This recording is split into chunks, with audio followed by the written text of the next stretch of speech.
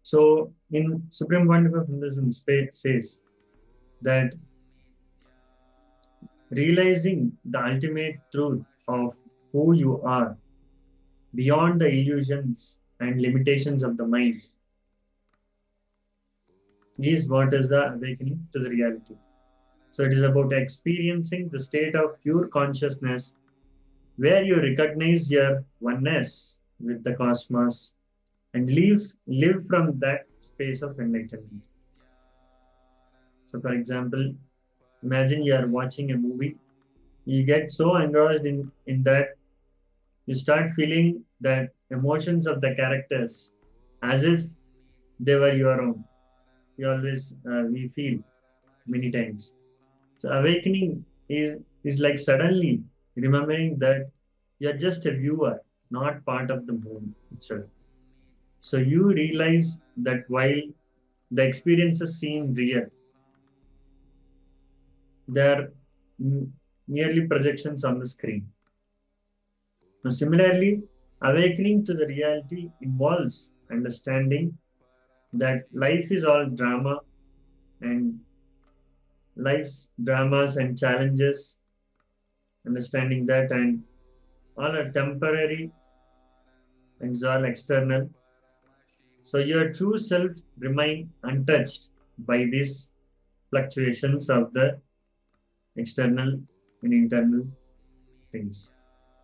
So by practicing meditation and living with awareness, you can maintain this perspective even with the life's ups and downs. So let's hear on more about this awakening to the reality directly by the Supreme Pontiff of Hinduism.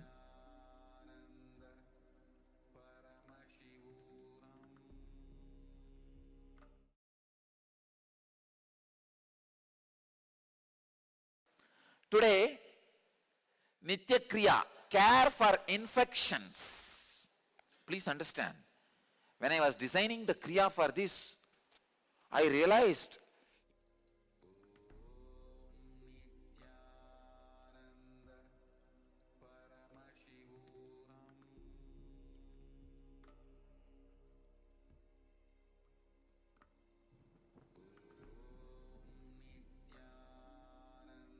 Sorry for the technical glitch. We'll be playing the video now.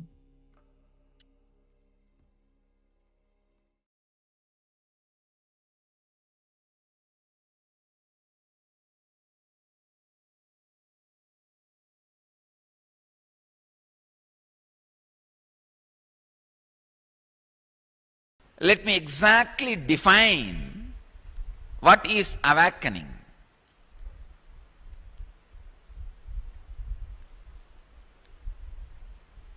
The experience which you carry about you, that I exist, should function through that part and connect with the reality. Understand? So what you think as you, that individual self, should function through all trillion cells and relate with reality. This is the exact definition of awakening. Now, if the Pratyagatma Chaitanya, the individual consciousness, is functioning through the eyes and relating with reality, already the tongue is sleeping or slipped into falsehood. If that is relating through the skin with the reality, ears are sleeping or slipped into the falsehood. Understand? Any part in you, any cell in you which is not connecting with the self and the reality, which is not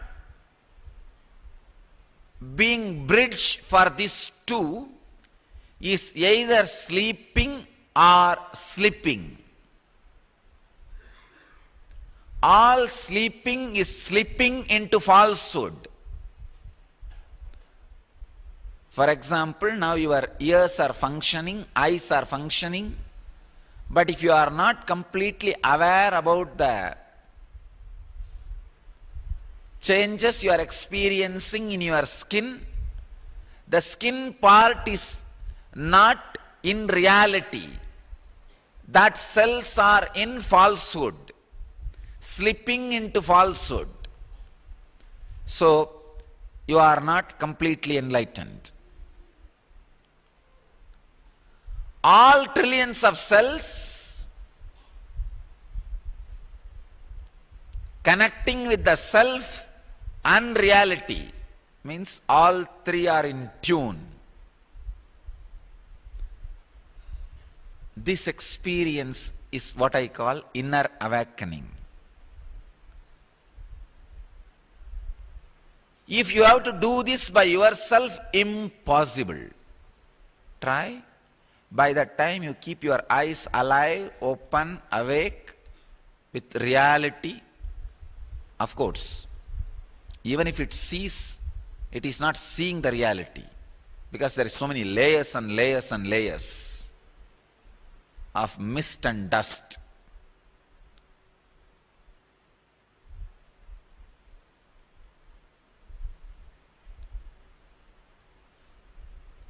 Even if it is hearing with layers and layers and layers of morphed, misrepresented, manipulated words and visions.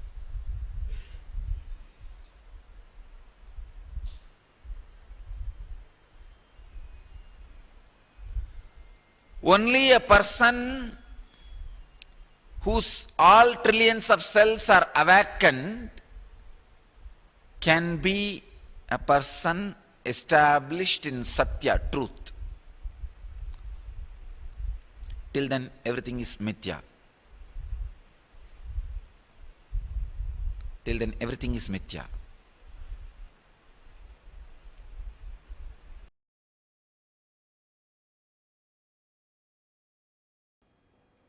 Today I'll speak on the unique equation that exists between authenticity and the reality of your life. When you expand what you think as you, directly you expand what you project as you, and you also expand and fulfill what others expect from you. Just like a film kept in front of the projector light is seen as a reality in the screen, mamakara kept in front of the consciousness is seen as a reality in the life. Authenticity expands the mamakara. Authenticity transforms the slide kept in front of the projector. So naturally that transforms. When you start working on authenticity constantly, every day you are reminded of expanding your mamakara, what you perceive as you, what you experience as you, what you feel as you. When you expand continuously what you feel as you, what you perceive as you, when you are working on what you perceive as you, I tell you, so much miraculous changes will happen. The way you experience your reality, life will change. How the life responds to you will change. How you perceive the life will change. Everything will change. A small incident which happened in my own life. I had a driver, he's a fanatic Hindu. That is the only, just for that reason I have to stop him. Good guy, highly dedicated, but fanatic Hindu. Every day he used to take me in a route to my city center to ashram. We have two ashrams in Bangalore. One is the main ashram headquarters, and one is small city center. And in the route, one day I wanted to go to some other place. So on the way, there's a big mosque. I told him to take a right near the mosque. He says, no, there is no mosque, Swamiji. What are you telling? I told him, Ari, there is a mosque. I told the place where the mosque is there. He said, no, there is no mosque. Then I told him the exact hotel next to which the mosque is there. He said, no, there is no mosque, Swamiji. Only one Anjaneya temple is there. I said, all right, next to the Anjaneya temple only, take the right. The thing which you need to understand is, the mosque is 5 times bigger than the temple. 6 months he is going by the same route. His mind is recording the temple, but his mind is not recorded the mosque. When we went there, he himself was shocked. He said, Swamiji, first time I am seeing the mosque. I do not know how I traveled on the same route for last 6 months. First time I am seeing this mosque. Actually, you also do so many times the same mistake. You see the world based on your conditionings, based on your identifications. You don't see whatever exists. You see what you want to see and the way in which you want to see. Any incident, any person or any situation, you see only as you want it. The modern day psychologists, they prove you see only 2% of the happenings around you. If 100 things are happening around you, you see only 2%. And that too, what you wanted to see. Not everything else. So all our judgment, all our thinking, everything is based on what do you want to see. Everything is based on the way in which you wanted to see. There's a beautiful concept in Vedanta. Drishti Srishti means seeing what you want to see. Not seeing what is, seeing what you want. In our life, we see only what we want to see. When the Samnya Chakra is awakened, you will start having a deep intuition or a clear intelligence about everything, because your vision will become more sharper and deeper, not only the physical vision. I'm telling about the inner vision, inner clarity. You will have more clear arguments, more clear judgments, more clear thinking. Your emotions are a result of years of conditioning that has gone into you. Multiple levels of conditioning. Conditioning from parents, siblings, family members. If your elder brother again and again gets angry and never gets corrected, gets away with it, you learn the lesson. Wow. Then by getting angry, your space becomes more. Nobody can bully you. You can get away with it. The lesson goes inside. That is the conditioning. Understand? Neither your elder brother directly conditioned you, nor your parents directly conditioned you, but your parents bend when your elder brother screams. Then what lesson you learn? Yes, by screaming, I can get my way. I can get what I want. You are now conditioned. The multiple level of conditioning, same way. How my brother gets attention, how my sister does not get attention. All these conditions you. The multiple level of conditioning.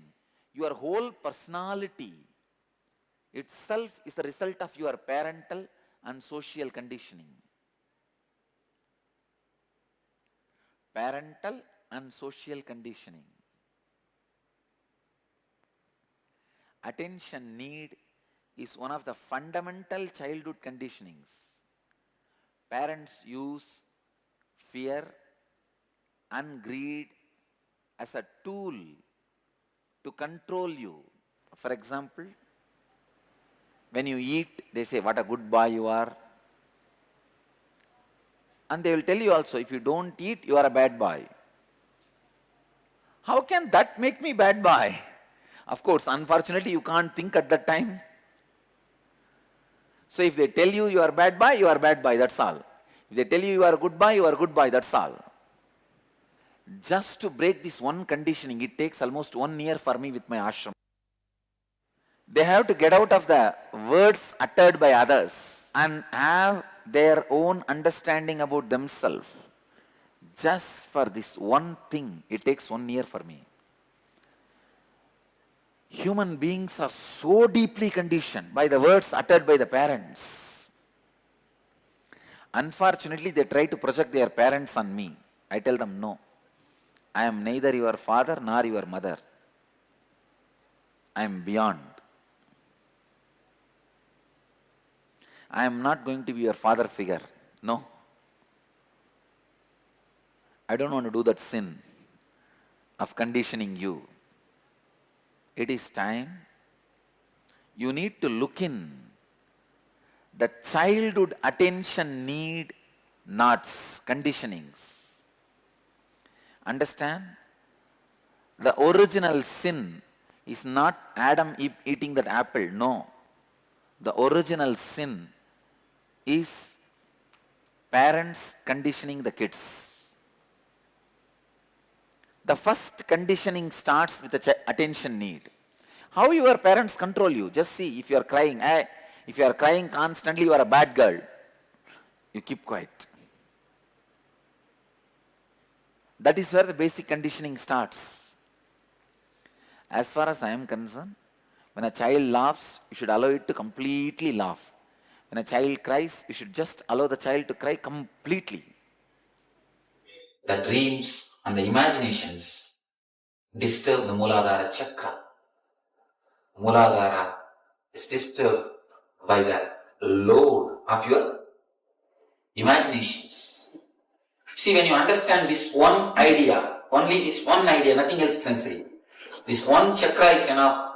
You can come out of the 80% of the problems. The energy of your being, 80% of your energy will be completely released. It will be available to you for the use. 80% of our energy is just black because of this one chakra.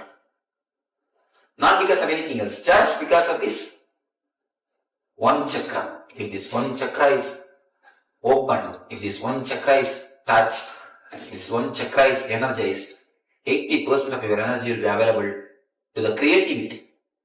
Otherwise, all the energy will be blacked in the imaginations. All the energy will be blacked in the images, image collecting. If only this thing can be understood. And if you know how to burn the images which you have collected on the Muladhara, you will see 80% of your energy is available for creativity. It will be available for your business. It will be available for your art. It will be available for your life.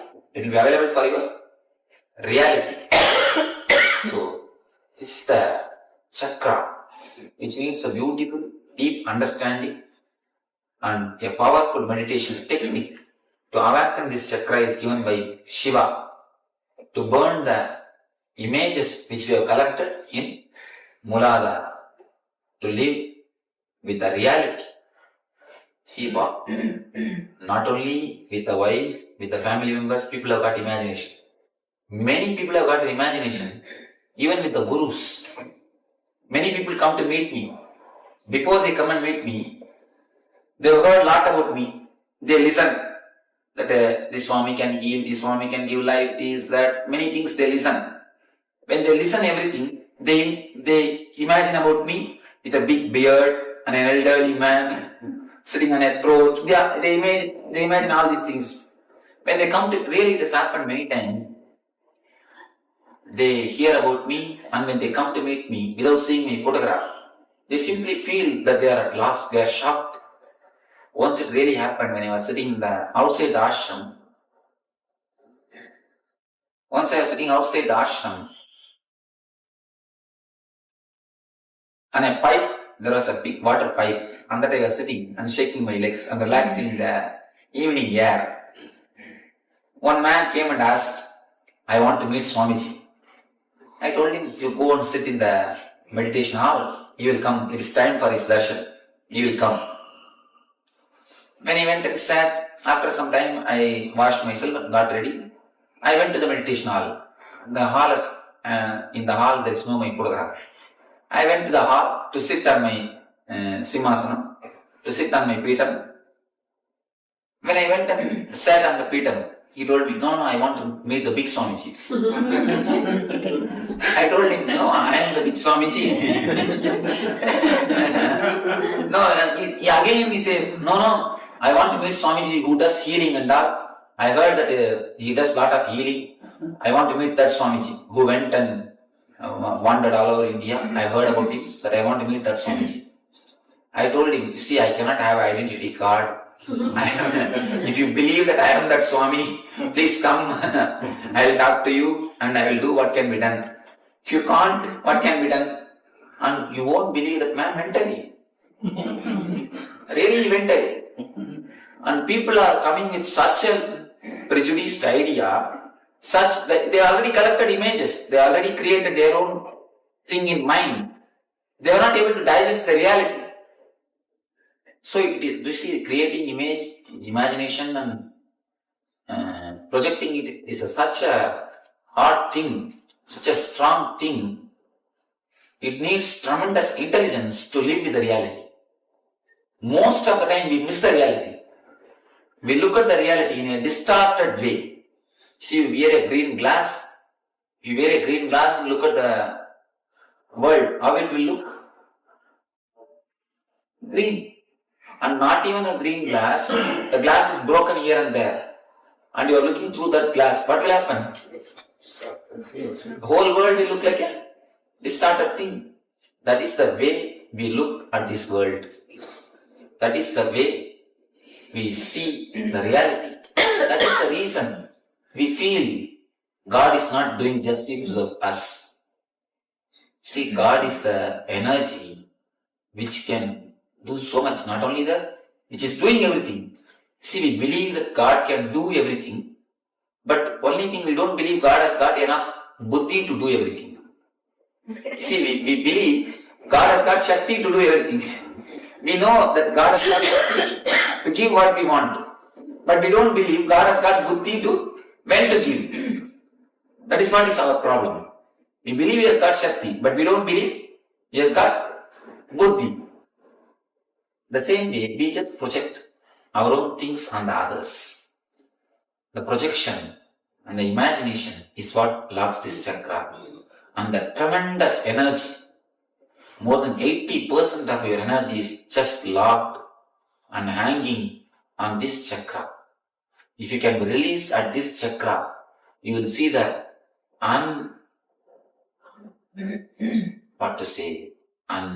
unemptiable or the perennial source of energy is touched by your life, by your being.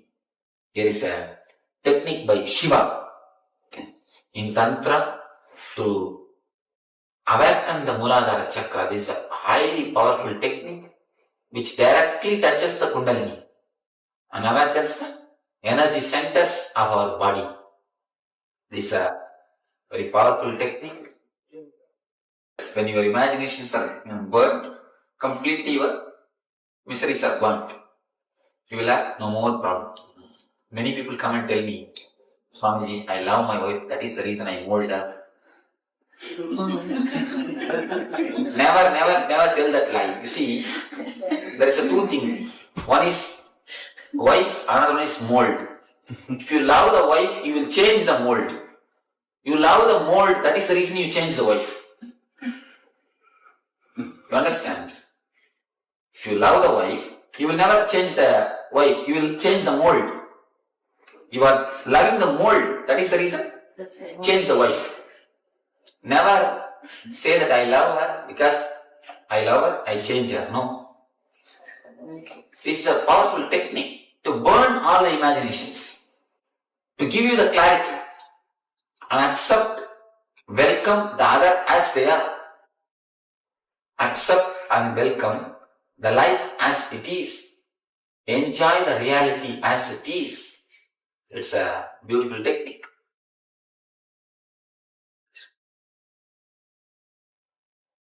To awaken the energy of the Muladhara. You see, if the Muladhara is awakened, you will accept the reality. If you accept the reality, Muladhara will be awakened. It will be like a chain. Any chakra has to be awakened with understanding. You see, there should be two things in your life. Maturity and meditation, both. Only meditation will do nothing. There are many people whom you can see from morning till night, they sit in the puja room and meditate. As soon as they come out, they jump like a bomb on the others. Somebody came and asked me, Swamiji, what puja should I do? I wanted peace in my house, happiness in my house. What puja should I do? I told her, you see, first thing, all of you sit with each other, laugh, joke, understand each other. That's the first puja you should do. She told me, no, I am already doing Varalakshmi puja. Should I do Vaibhav Lakshmi puja also? What puja should I do? What prata should I do? I told her, you see, when you enter into the puja room, you do puja to the Lakshmi. When you come out of the puja room, you do archana to your husband. Puja to your Lakshmi, archana to your husband. How can peace exist in your house? How can this thing happen in the real life? So simply meditating will do nothing. Meditation and maturity, both should have in your life, both should go hand in hand. Then only you will see the transformation in your life. Or when you close your eyes, you will be sitting and meditating. When you open your eyes, you jump on everybody and bite. That is not the way of real life. That is a pseudo-spirituality. I call that as a pseudo-spirituality.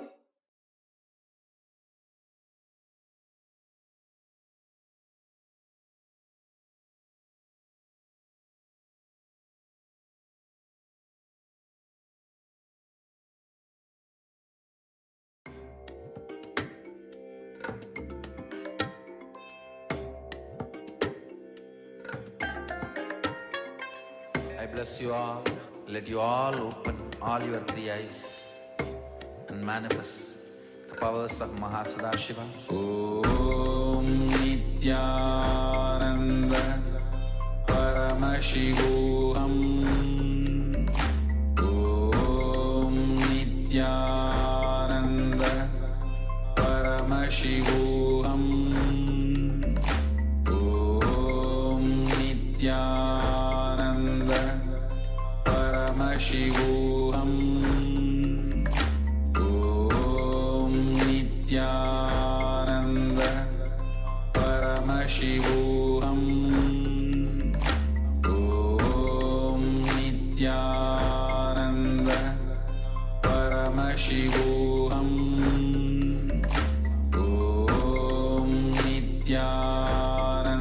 Nityananda Paramashivoham.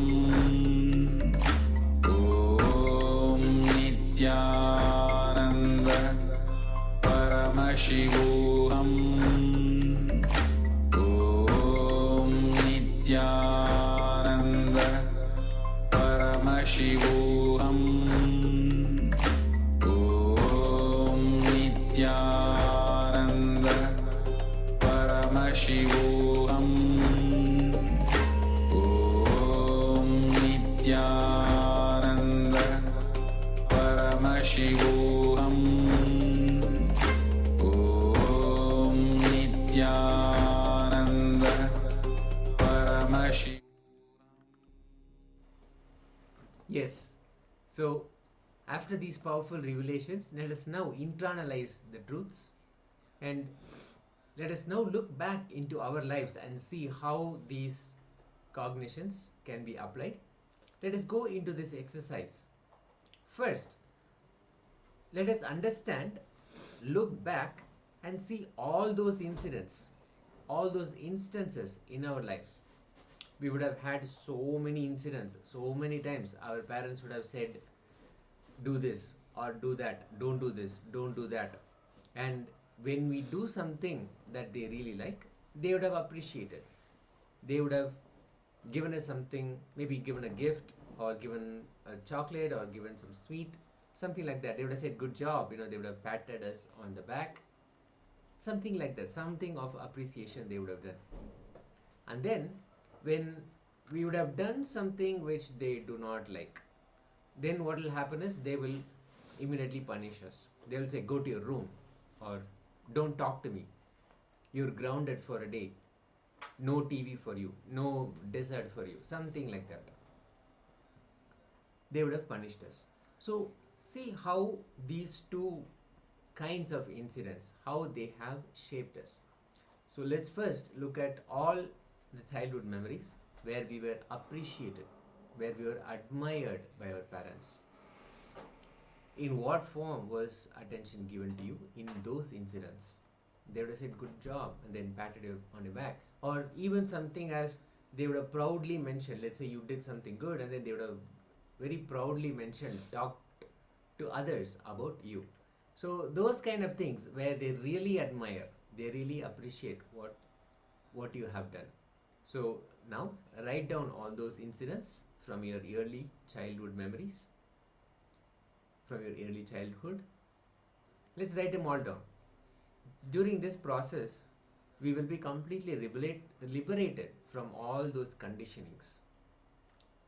How we are conditioned based on our admiration and appreciation from mostly our parents, people in the house, and how we are admonished, meaning how we are always given some strong words or some punishment, and when we do something that is not in the liking, when they don't like something that we do. So let us now first write down all those incidents where they have admired and they have appreciated us. Let us start. Now dig into your memories and start writing down in detail. If you have any questions, please let us know.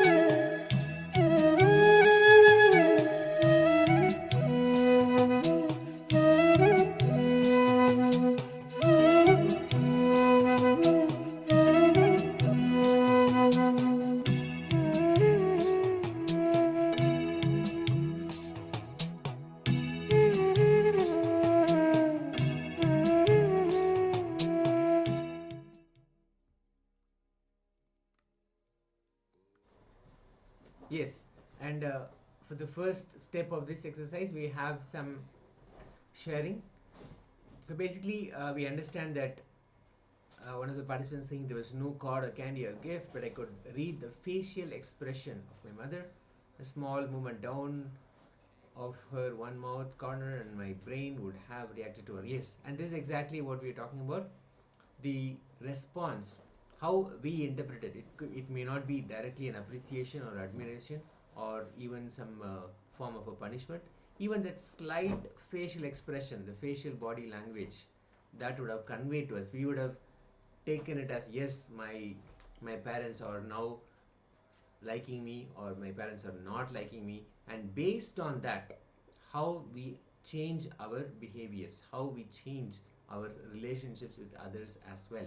Now the second step, if you actually go through this, then you will see the effects of what has been observed when we were young.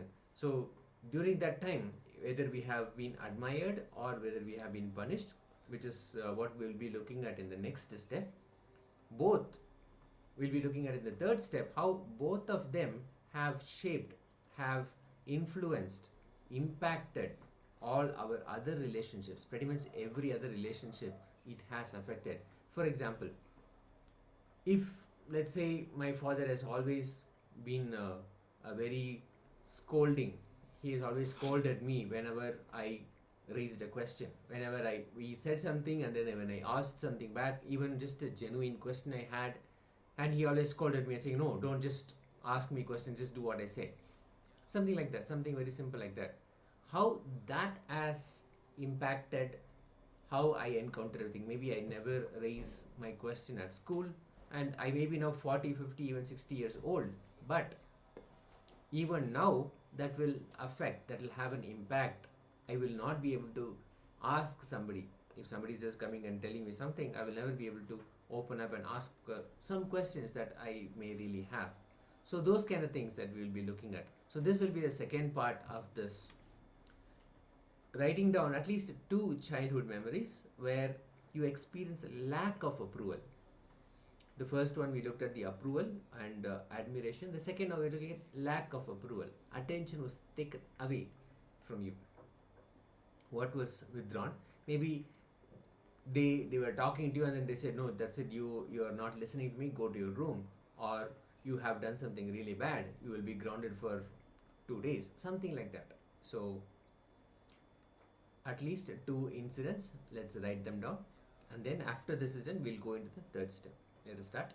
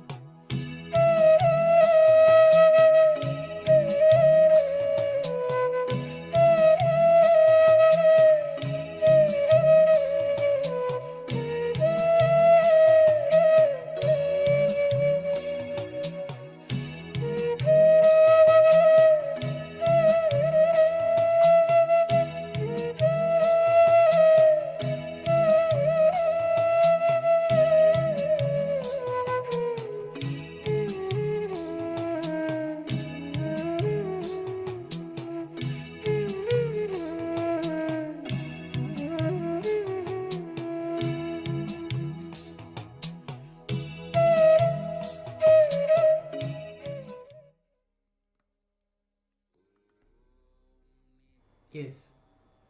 Thank you so much, Ma, for sharing. We see that you have shared about how your interaction has been with your mother, and I think you also have identified how that has changed it. Now you're able to see how what happened with your mother when you were young, that has shaped. It has improved. Your listening is one, but at the same time, how the questioning from you, how you have maybe that resistance, or you are not willing to open up and ask a question, so many different things. And yes, you have also rightly pointed out that that directly affects self-esteem also. So yes, definitely. So now that is exactly what we will be doing in the third step. In the third step, now we'll be doing it, what we'll be doing it is looking at how both these things, admirations and also punishments, whenever there is a lack of attention from our parents, how that has affected our relationships.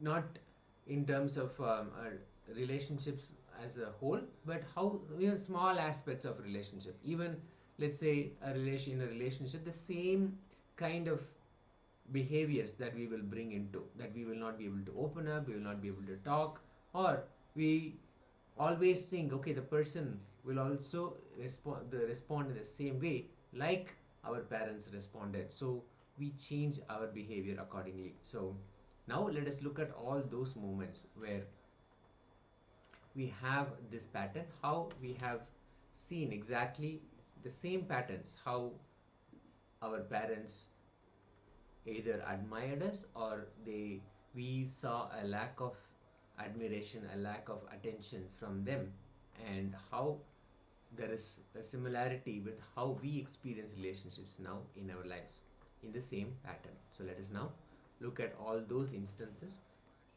and when we actually see, it's not just us analyzing it, when we bring it into our awareness, then we will be able to shape it and also consciously shift our behavior. We will not be conditioned into again and again responding in the same way. So let us look into this and identify all those instances in our relationships where the same pattern is recurring.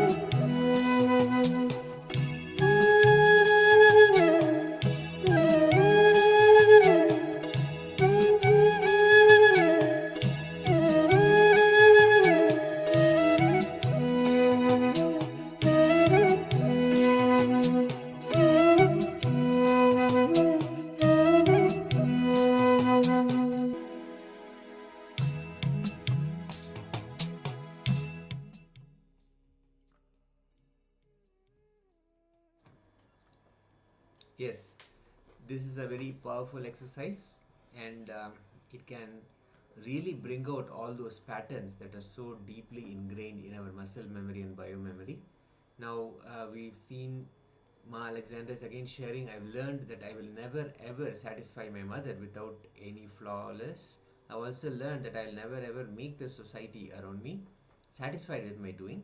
The one, like the careful friend, and the another respect only the career successful friend. The disturb that is disturbing for me, with different expectations of, okay, understand, which are thrown at me. I've quit this game playing. Yes, that you can see now how the the conditioning, how things that have happened in the past, which have shaped us, which have limited us in many of the relationships that we encounter. Now, the important thing for us to note here is we may not even have seen the reality as it is. The reality as it is, and what we see and we believe is real, is just a projection of all our conditioning that we received from the past. Now, we may not have had the friend or the person in front of us behaving in a certain way, but always we project that on the person based on what we have seen from our parents and what has become a pattern inside us. So now, to clear all of this, Swamiji is giving a beautiful process so that we can get liberated from all these conditionings and see reality and experience reality as it is, as the auspicious happening that it is. Now we'll now enter into the Kriya for experiencing reality as it is. Now, as we have seen before, Kriya is a sequence of multiple postures, a combination of postures, and Kumbhaka, which is holding of the breath, and lock, Bandha, locking of the pathways in which we inhale or exhale. So it is a combination which specifically addresses one part of our flow of either the flow of thoughts or flow of energy. Basically what happens is the energy flow that gets restricted or blocked with this kriya infusing so much of kundalini energy, it just gets opened up. And once that happens, all our mental blocks, our physical organs, the intra and internal organs, they restore back to health, and our thinking, the thought flow is streamlined, and we are able to see with much more clarity. And this kriya specifically will directly make us, allow us to look at reality and experience reality as it is, from all the conditioning from the past. So it will be a very powerful process, very powerful Kriya process gifted by Swamiji, the Supreme Pontiff of Hinduism. Now, Swamiji has given at least 108 such Kriyas which address various physical and mental disorders and diseases. This is one of them. Now we get to experience it, and we will also be receiving direct instructions from Swamiji. So this is going to be very powerful. So let us sit in that mode of listening and experience this Kriya directly from Swamiji.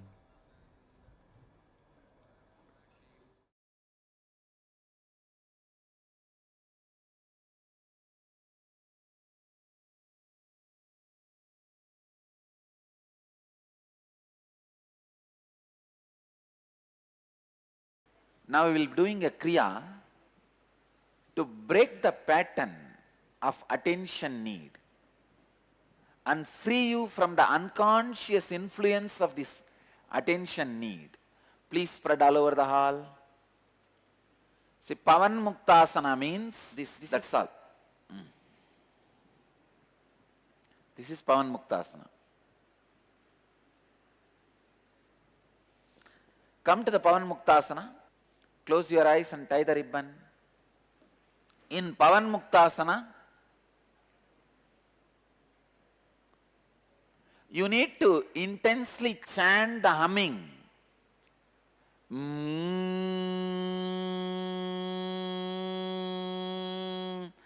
Create that intense humming sound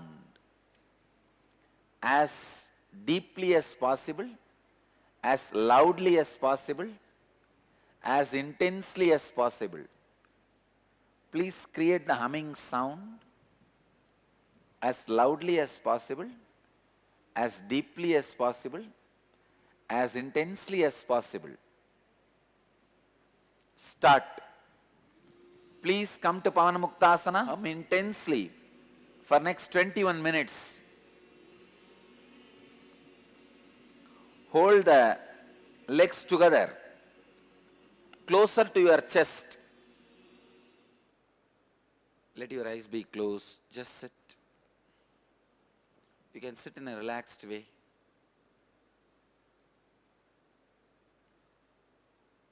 Let the Kundalini energy in you all be intensely awakened. Fill the heart center. Break all the negative patterns related to attention need. Let you be healed.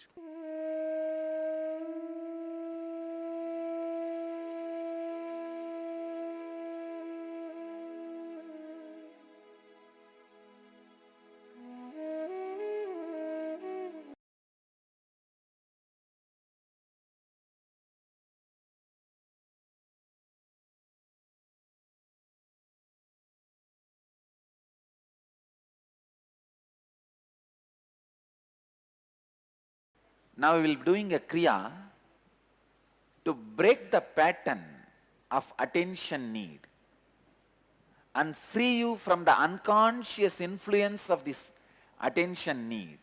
Please spread all over the hall. See, Pavanamuktasana means this, that's all. This is Pavanamuktasana. Come to the Pavanamuktasana. Close your eyes and tie the ribbon. In Pavanamuktasana, you need to intensely chant the humming.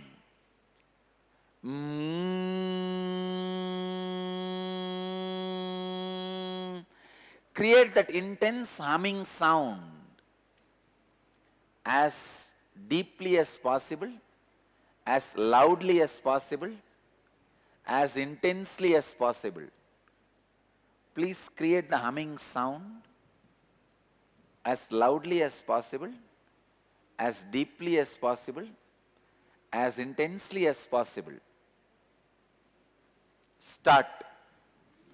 Please come to Pavanamuktasana. Hum intensely for next 21 minutes.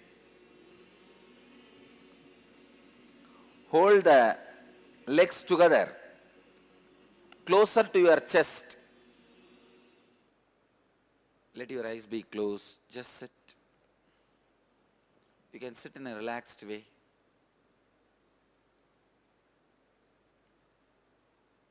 Let the Kundalini energy in you all be intensely awakened. Fill the heart center. Break all the negative patterns related to attention need. Let you be healed.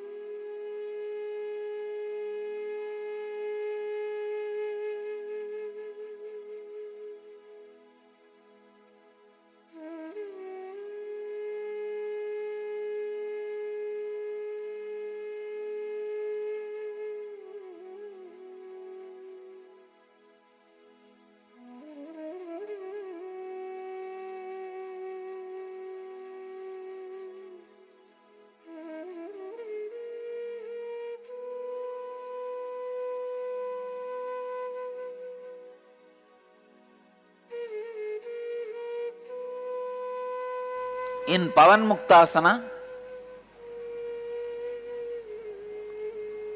you need to intensely chant the humming.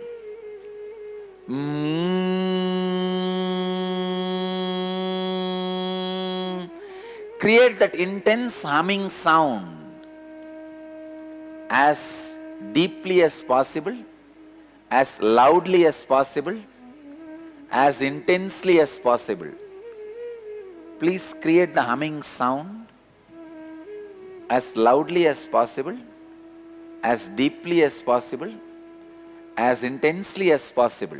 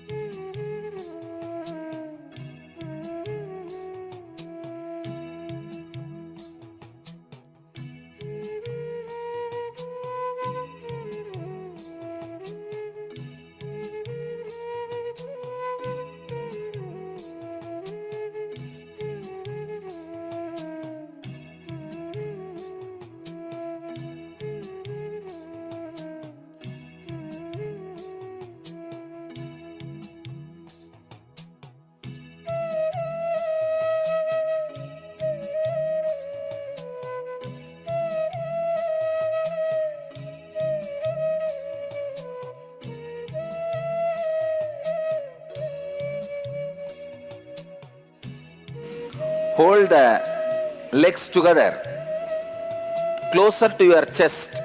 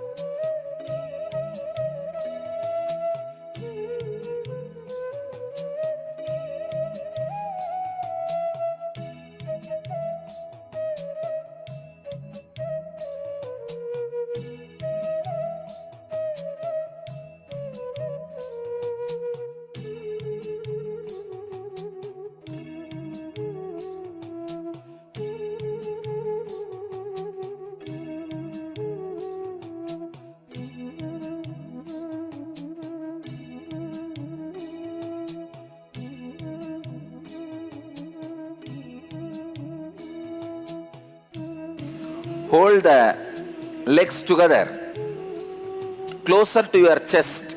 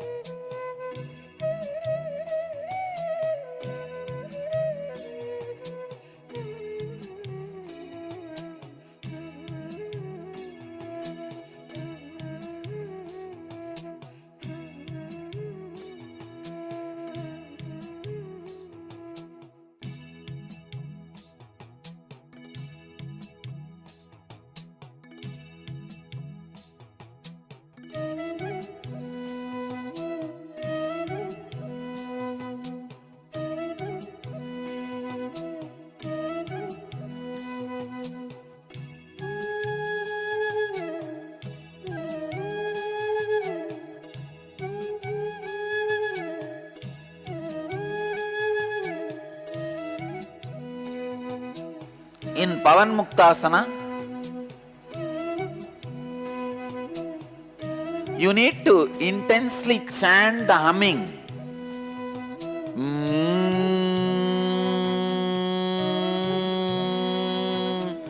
Create that intense humming sound as deeply as possible, as loudly as possible, as intensely as possible. Please create the humming sound as loudly as possible, as deeply as possible, as intensely as possible.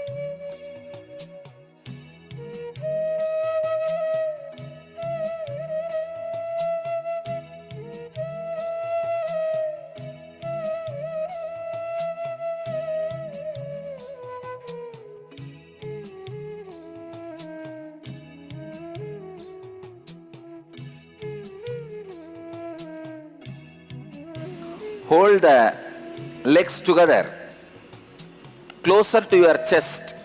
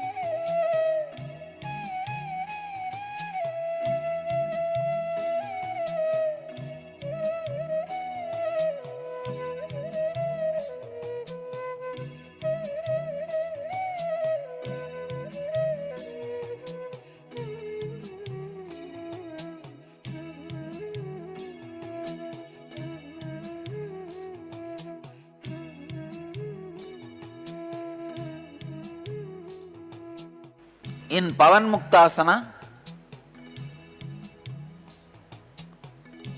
you need to intensely chant the humming.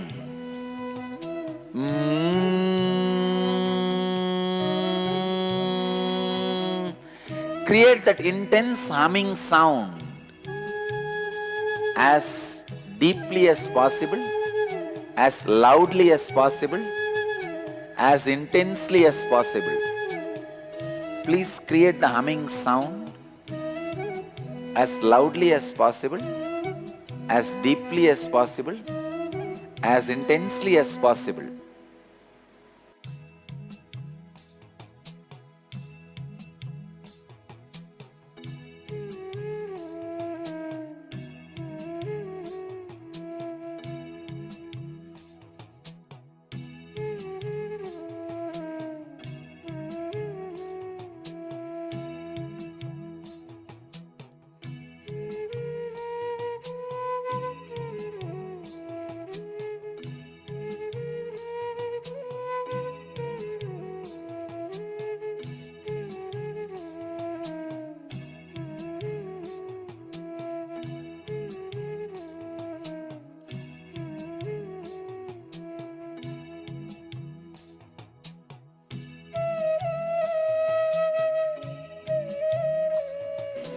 Hold the legs together, closer to your chest.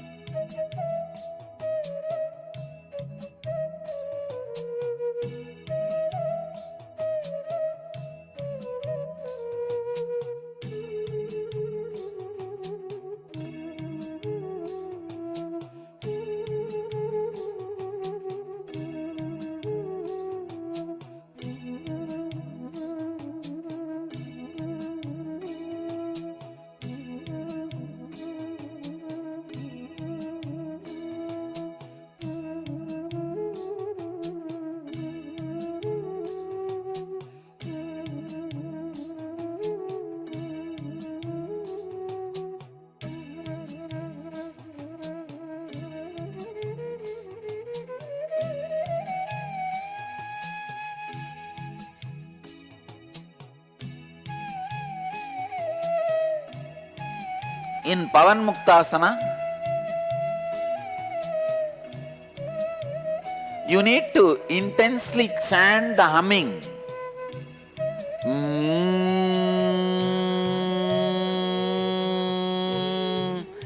Create that intense humming sound as deeply as possible, as loudly as possible, as intensely as possible. Please create the humming sound as loudly as possible, as deeply as possible, as intensely as possible.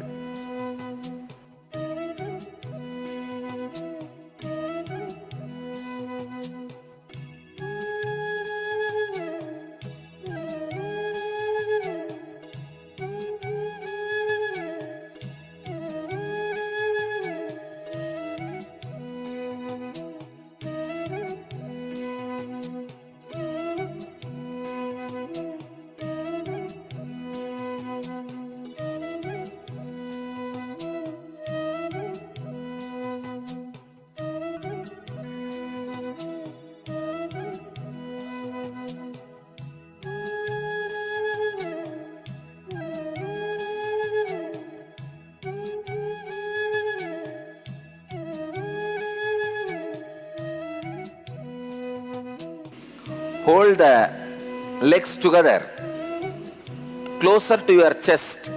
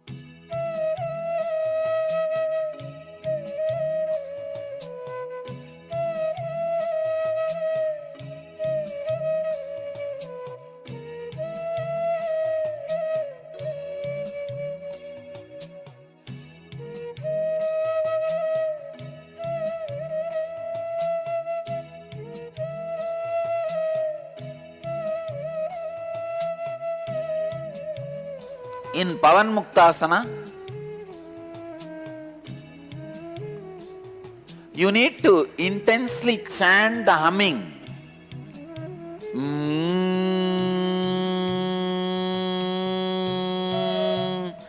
Create that intense humming sound as deeply as possible, as loudly as possible, as intensely as possible.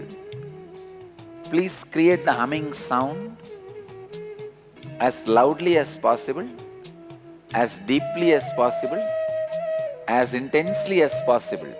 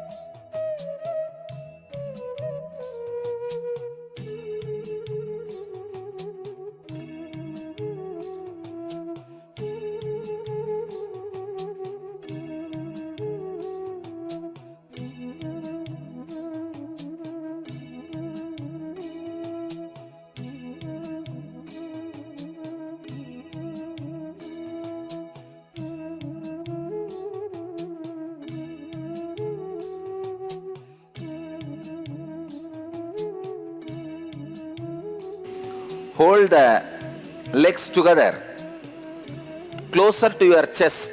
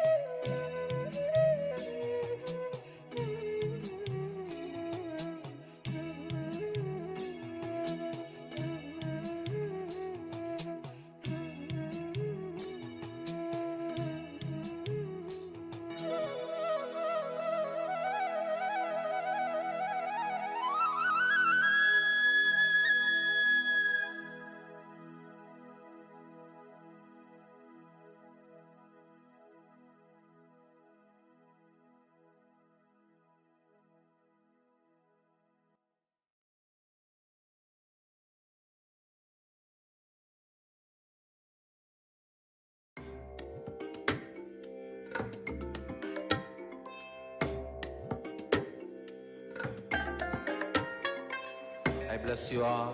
Let you all open all your three eyes and manifest the powers of Mahasadashiva. Om Nityananda Paramashivoham. Om Nityananda Paramashivoham. Om Nityananda Paramashivoham. Om Nityananda Paramashivoham. Om Nityananda Paramashivoham. Om Nityananda Paramashivoham. Om Nityananda Paramashivoham. Om Nityananda Paramashivoham. Om Nityananda Paramashivoham.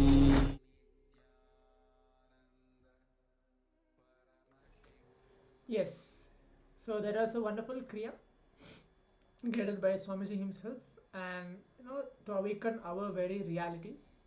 Swamiji has described various different asanas to do that Kriya. So let's take a minute and the participants can share what is their experience of when they actually were part of the kriya, what did they feel after performing the kriya? All the participants, because we are entering into the power manifestation after some time. Ma Alexander, Ma Sweelang, Yui Chungaya, Ma Lee, Jung, all the participants, you can take a moment to share. If you have participated in this kriya to awaken your reality, what did each one of you experience? And you are able to feel something before the kriya or after the kriya. So in the meantime, as the participants share, as we are entering into the power manifestation,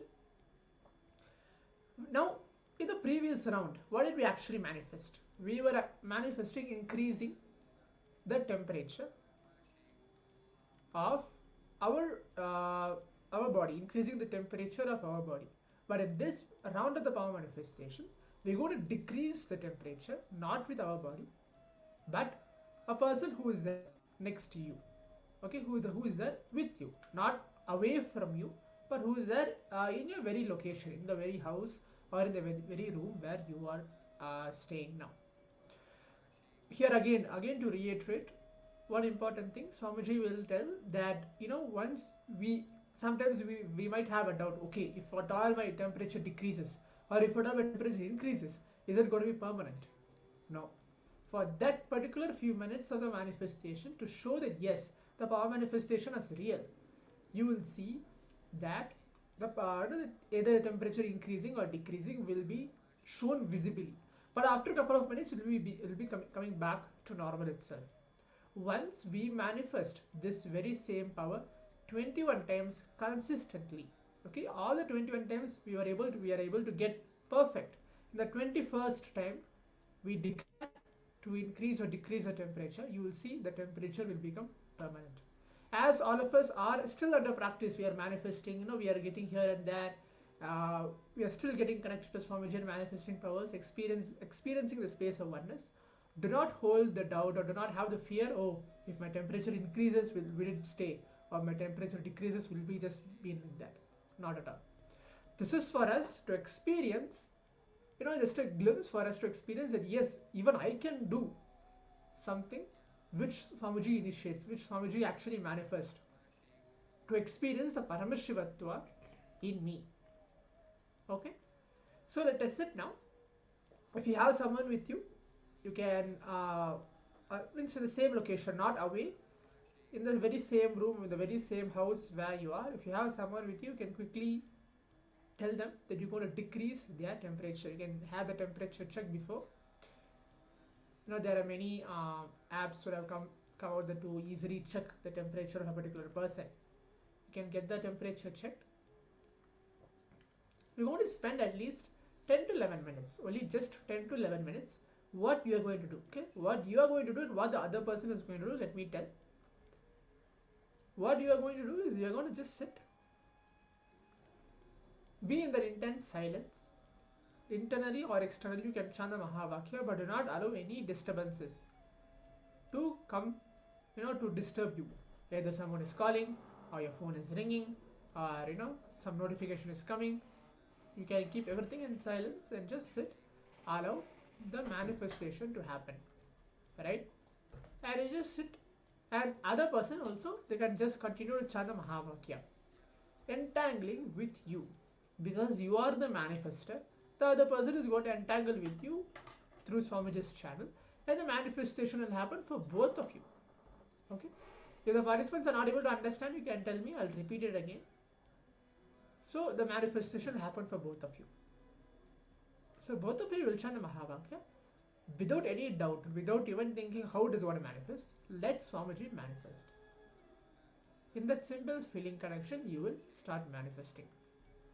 Okay? For the participants who are thinking that they don't have anyone, with you, there's no one there, you can manifest it for yourself. But specifically for this round is for manifesting to others, not for yourself. But in specific cases, if you don't have anybody with you in your room, in your very location, with who you are staying with, they don't need actually to attend the program. If they're just there around you, your father, mother, or brother or sister, or your aunt, grandmother, anybody.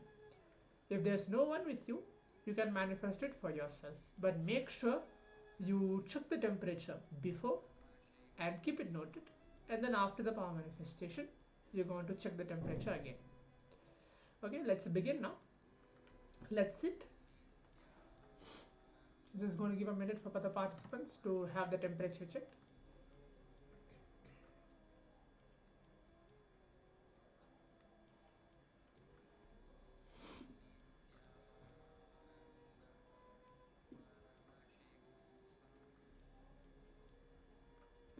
Remember, Swamiji, through your third eye.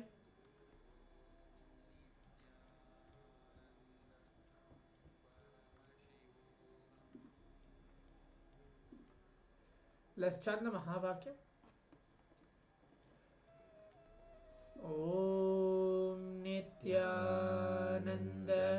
Paramashivoham. Om Nityananda Paramashivoham. Om Nityananda Paramashivoham. Let's allow Swamiji to manifest through us. Just keep chanting the Mahavakya as we begin the power manifestation now.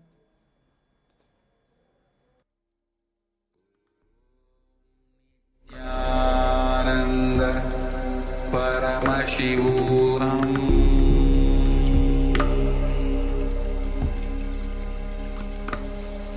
Om Nityananda Paramashivoham.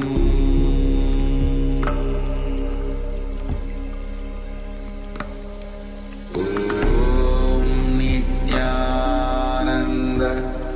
Paramashivoham. Om Nityananda Paramashivoham. Om Nityananda Paramashivoham.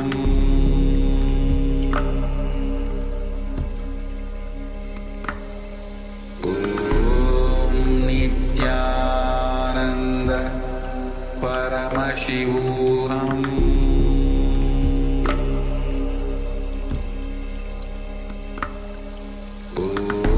Om Nityananda Paramashivoham.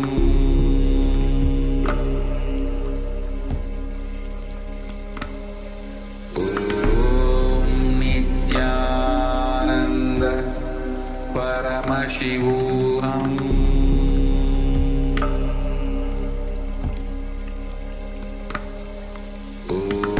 Om Nityananda Paramashivoham. Om Nityananda Paramashivoham.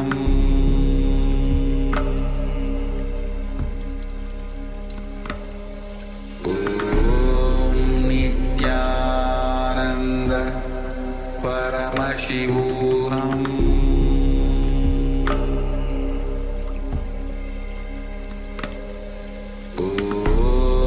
Nityananda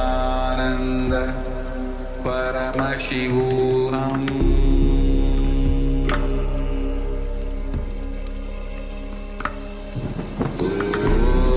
Nityananda Paramashivoham.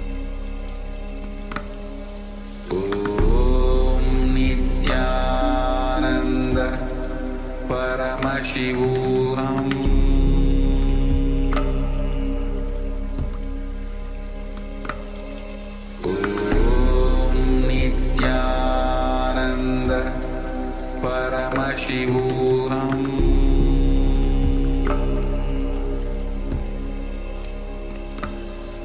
Om Nityananda Paramashivoham.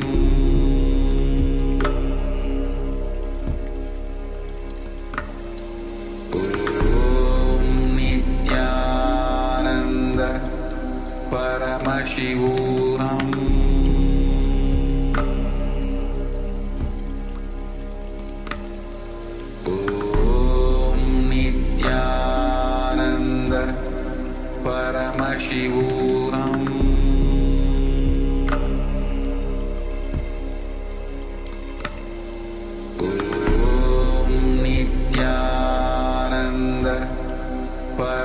Paramashivoham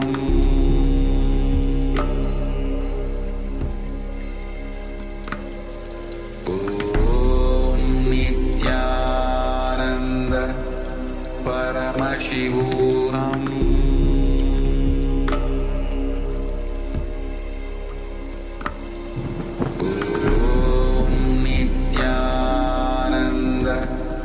Paramashivoham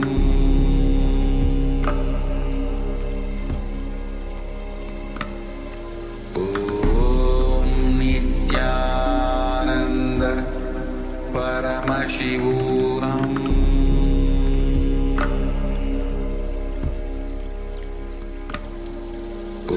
Om Nityananda Paramashivoham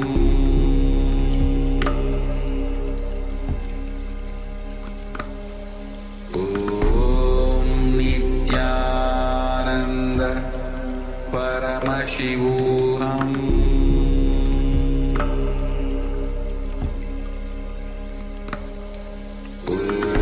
Om Nityananda Paramashivoham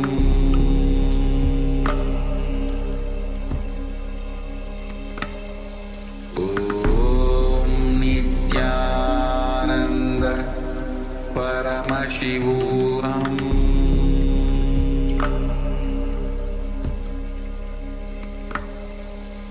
Om Nityananda Paramashivoham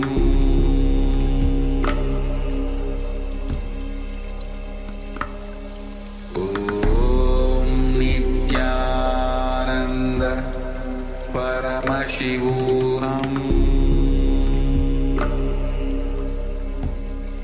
Paramashivoham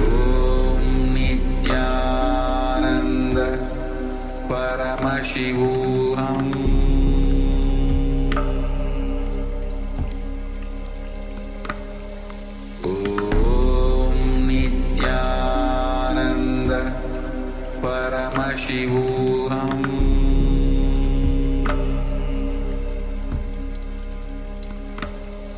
Om Nityananda Paramashivoham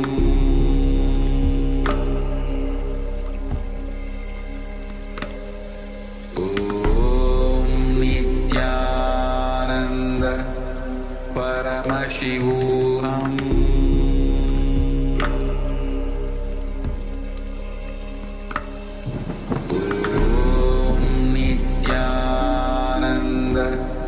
Paramashivoham Om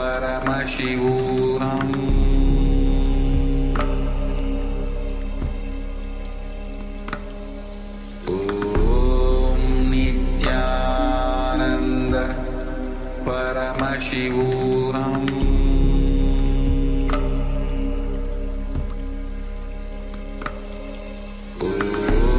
Om Nityananda Paramashivoham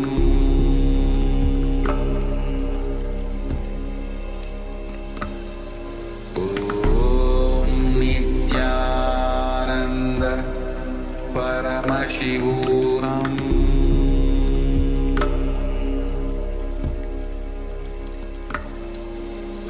Om Nityananda Paramashivoham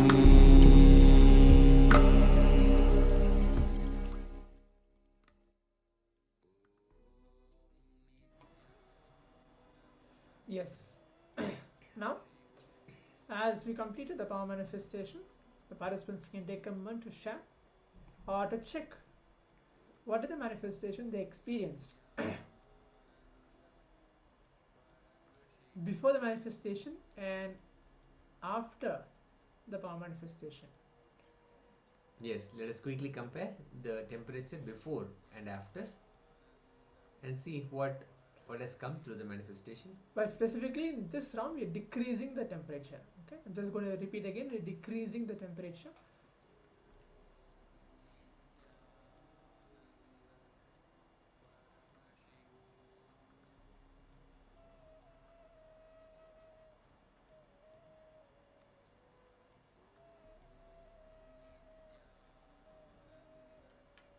Okay, so while we wait for all the participants to share their manifestation results, we'll be entering into the next segment where we'll be receiving powerful cognitions, revelations from the Supreme Pontiff of Hinduism about participatory universe. How our universe actually changes with our participation. How our thoughts, our actions, our everything, our actions, all of that, how it gets influenced, and how even the cognitions that we hold actually change the experience that we have. So now let us come back and sit in the space of listening. We'll just quickly check if there is any sharing from any of the participants.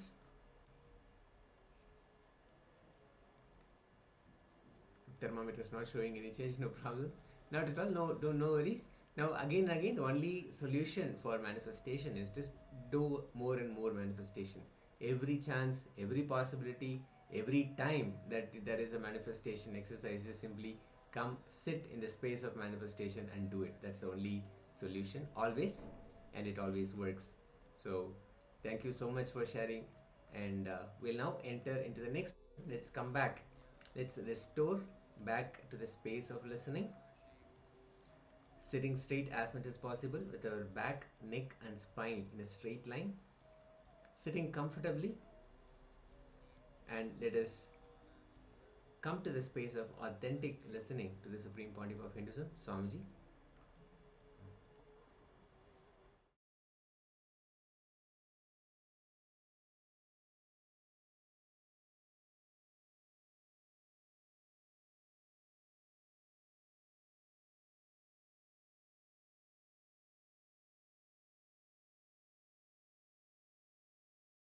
Today's subject, participatory universe.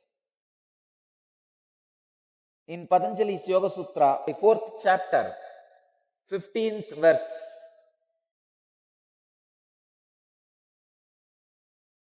Vastu samye chittabedat tayo vibhakta pantaha.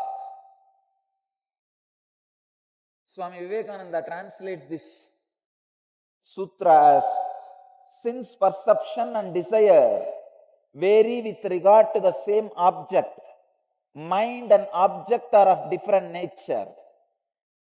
Swami Prabhavananda translates as, the same object is perceived in different ways by different minds, therefore the mind must be other than the object. Swami Satchidananda translates as, due to differences in various minds, perception of even the same object may vary. Bhagavan Osho translates as, the same object is seen in different ways by different minds. Let me enter into the sacred secrets revealed in this sutra. Participatory universe. Universe is not independent of your participation. Please understand, universe happens as you experience because you participate in particular way. When your participation changes, when the mood of your participation changes, when the attitude of your participation changes, universe changes. There are 2 sacred secrets in the sutra. One, when your participation changes, the universe changes. Second, as different minds experience the universe in different way, it does not have a definite existence. Not having definite existence, but creating the impact of existence on you is the reason why universe is named as Maya, is termed as Maya.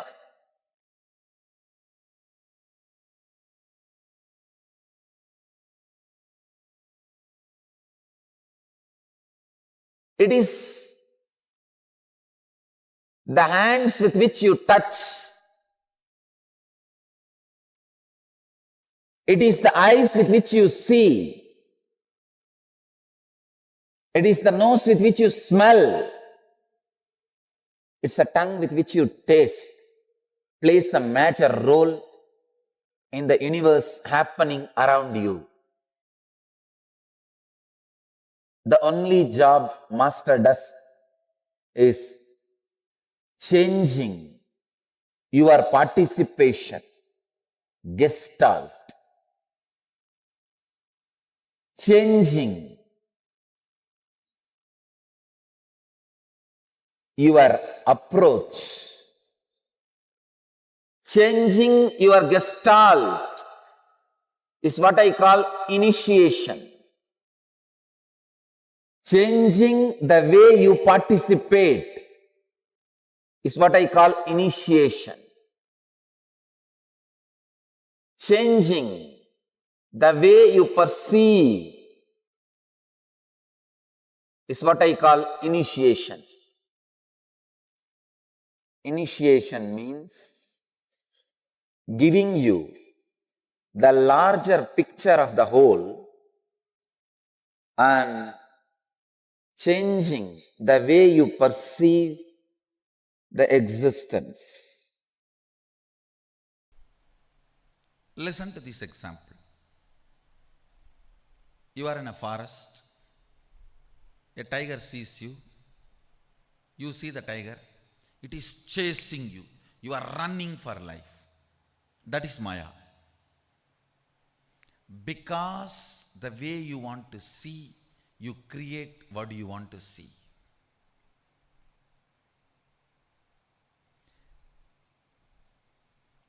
It is called drishti srishti. Because you see, you create. Listen carefully. Next, Ganga is flowing forever. From the Himalayas to Ganga Sagar, ocean.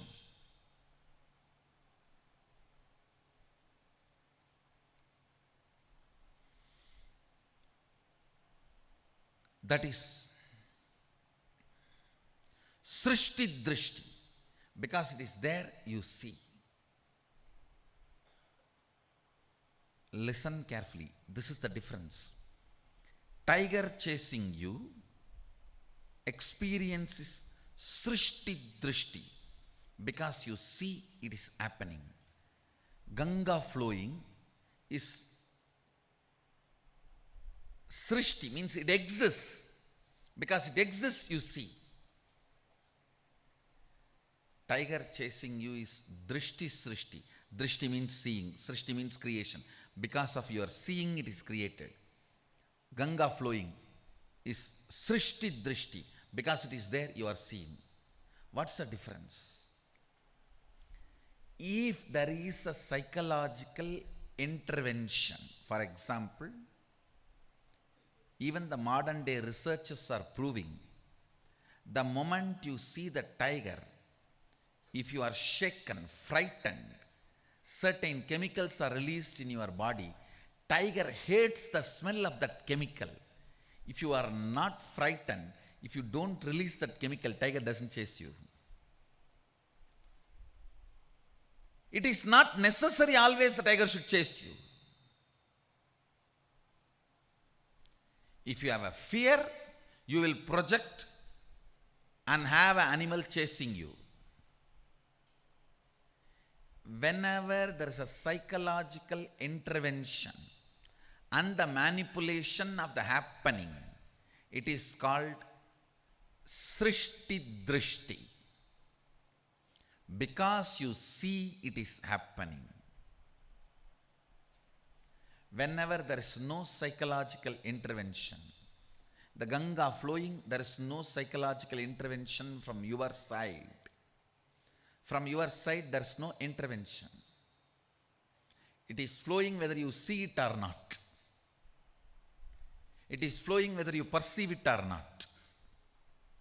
That is Srishti Drishti. What is created, you are seeing. So listen, in this 25 consciousness, 11 dimensions, 5 aspects of Jiveshwara Jagat, neither everything is Maya nor everything is reality. There are certain things which are influenced by Drishti. That Srishti is Maya. Tiger chasing you is Maya.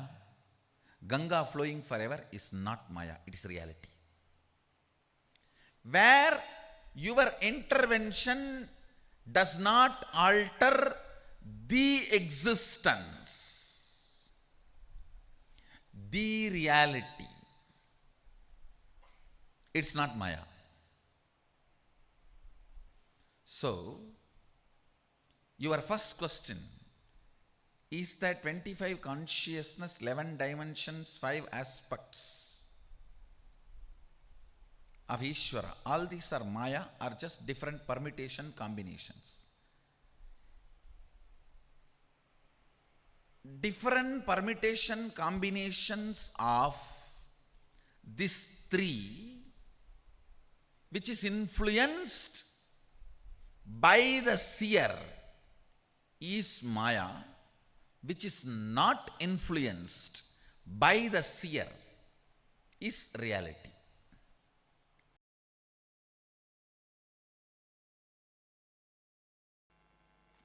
Listen. Just listen to these 2 words. The logic of experience, 1 word. We will call it experiential logic. The second word, logic of calculation, whether multiplying, subtracting, adding, deleting. The logic of calculation. We will call that, I'll give a new name, exponential logic. Just by multiplying or subtracting exponentially. Logic applied used the exponential levels. Understand these 2 logic, you will understand how you are missing some of the greatest experience of life by getting caught in a blind logic. It is like instead of cooling glass, you are wearing a complete no glass, just 2 black stones fixed in a frame. If you get 2 black stones fixed in a frame and wearing it, in thinking it is a cooling glass, and saying that whole world has become dark, who is responsible? So,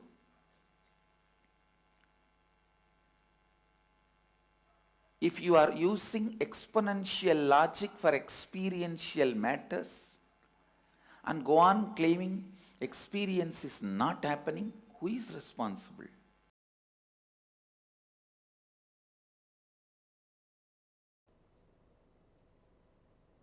Understand these 2 logic. This hall has 2 doors. First statement. The second statement is 1 door is open. The third statement, automatically you assume the other door is closed. This is what is human logic, which has a flaw. Unless you check, you can't say other door is open, But 99% of the time you assume it.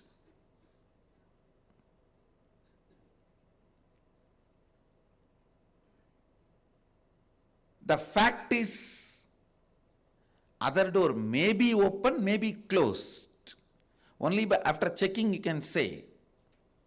But your logic is such, the moment you hear the first statement, this hall has 2 doors. Second statement, 1 door is open. The third statement you assume. You assume the third statement. The other door is closed. No.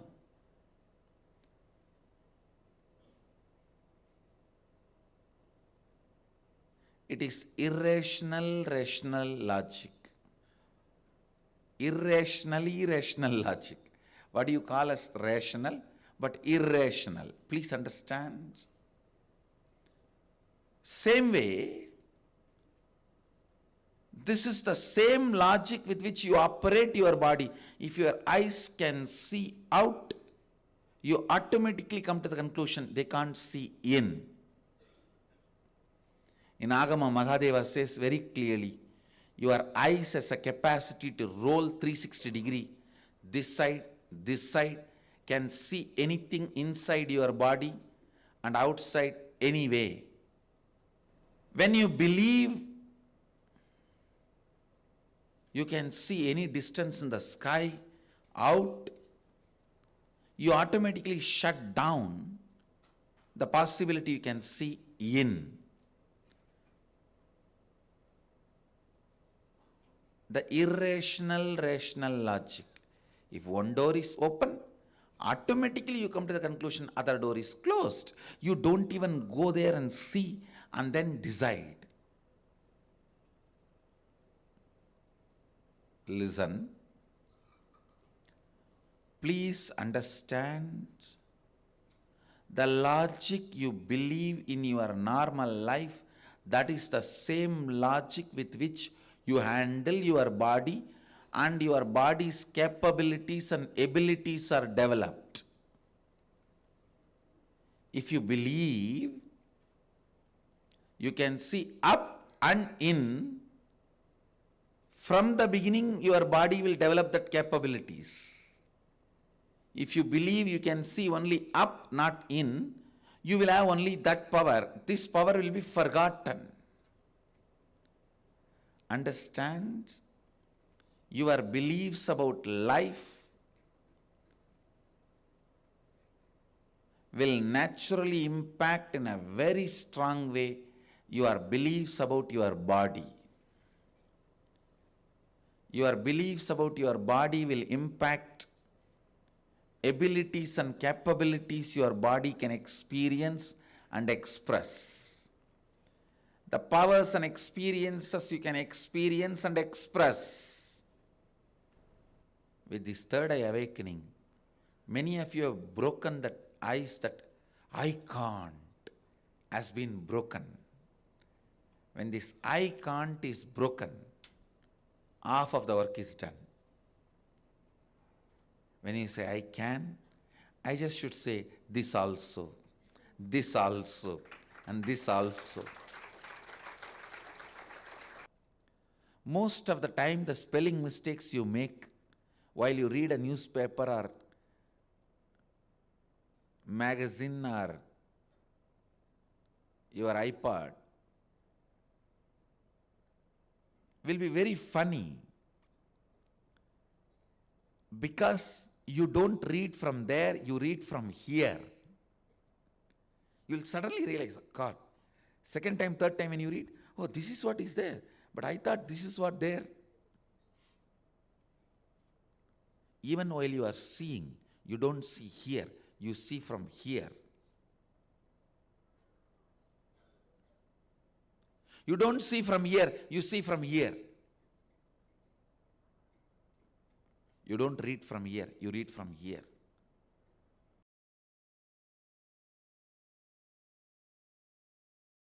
Understand, the inner space you carry is such powerful inner space. That is Hiranya Garbha, means where planets, worlds get created. Worlds happen. Your inner space is so powerful. The worlds can be created or destroyed by your inner space. You may be individual, but your inner space is not individual. It is well connected with the whole universe. So anything you decide in your inner space becomes reality in the cosmos, reality in the life, reality in existence. Please understand. Just like you have internal organs, liver, kidney, heart, for some people brain.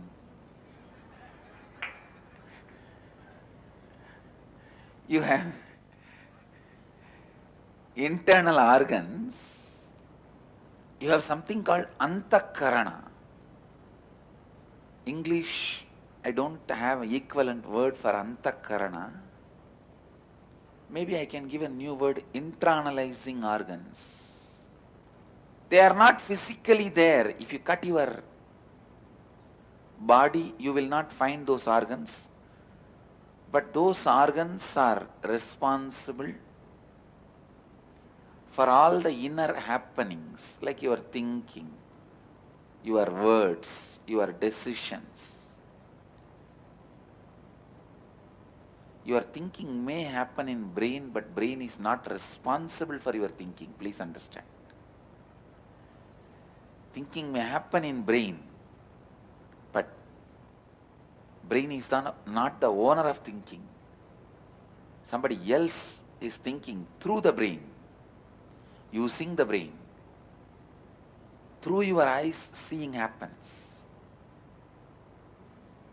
So there is antakaranas.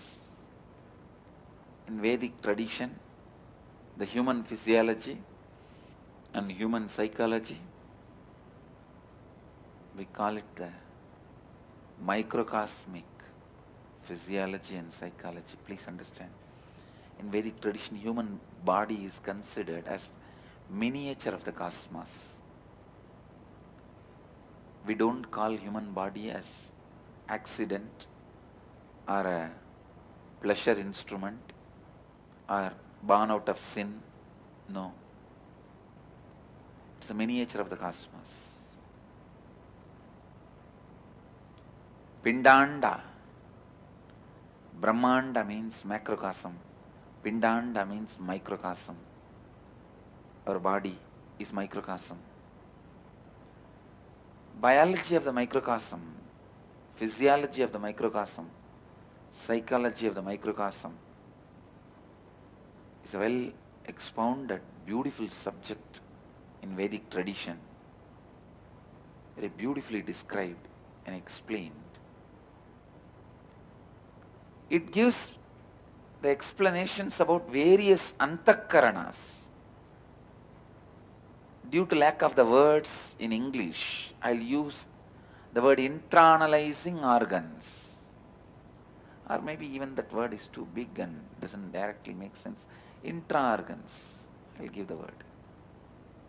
Internal organs cannot be used because liver, kidney, all those organs need to be given that word internal organs. Intra-organs may be the word I'll use. Vak is one of those intra-organs, means your ability to speak, ability to convert sound into words. That is called vak. Same way, your ability to feel ownership, your ability to feel the right, your ability to feel what belongs to you. So these intra-organs, your ability to feel what belongs to you, What is you? Is chitta. Your ability to speak is vak. This vak, chitta, and your ability to live.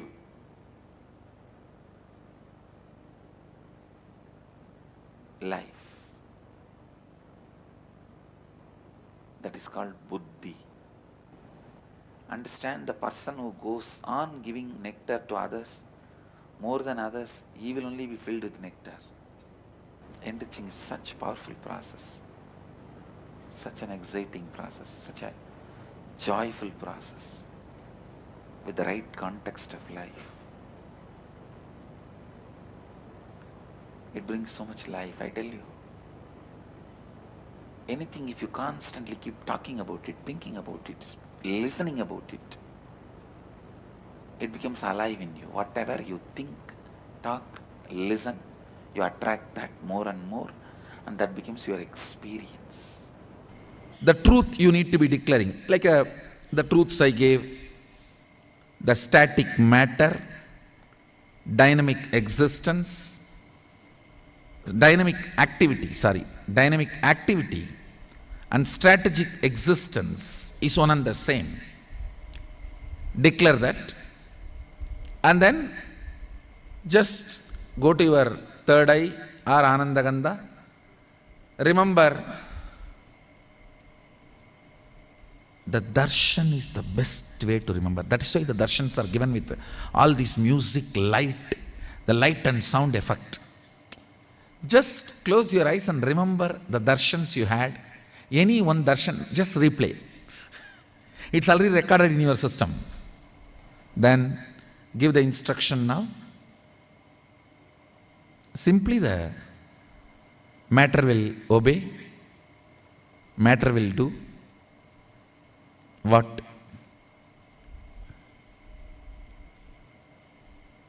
you ask it to do.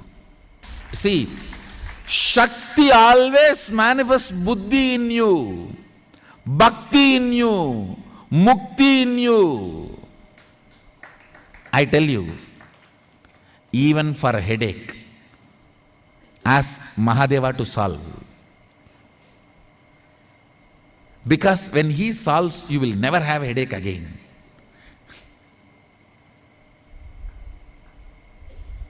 So when you manifest powers, as per his instruction, Shastra Pramana, as per proper Shaktipada, not just it is moving the matter, it moves you.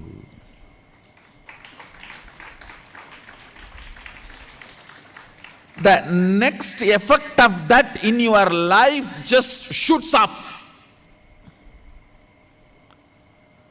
You can now manifest so much of bhakti, so much of shakti, so much of buddhi, so much of yukti in multi-dimensional. One more thing I want all of you to know. If you manifest any one power thoroughly, you will manifest all the powers, because each power is not separate technique. It is all fundamentally increasing the quality and frequency of your consciousness. That's all. So, if you do power manifestation in one, like a moving the biscuit or moving the cashew nut or moving the pen, now you will manifest all powers, like a changing the Vatavarana, changing the atmosphere, changing somebody's mind, changing a thought current, doing right things, or all the other powers.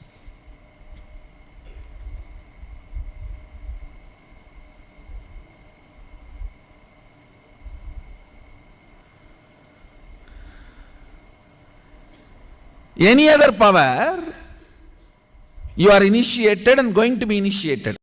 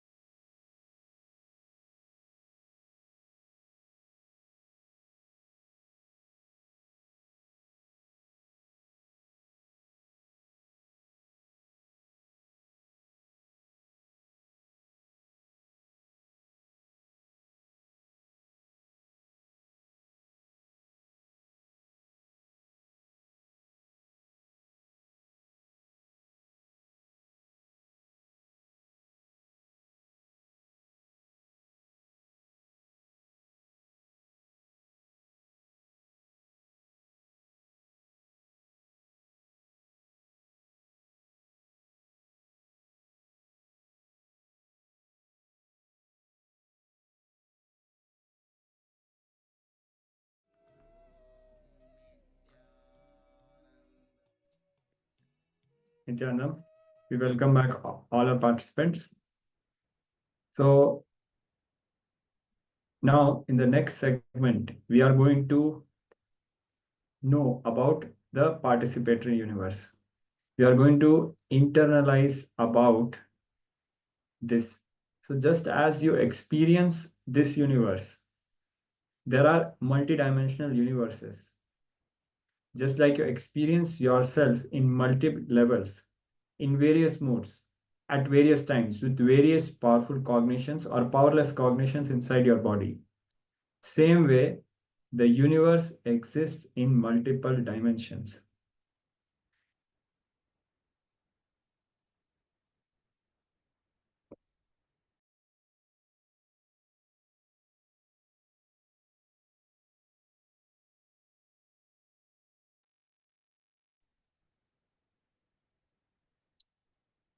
Now, as Swamiji was revealing about this powerful truth, the universe is not independent of your participation. The universe happens as you experience because you participate in a particular way. When your participant changes, when your participation changes, when the mood of your participation changes, when the attitude of your participation changes, the universe changes.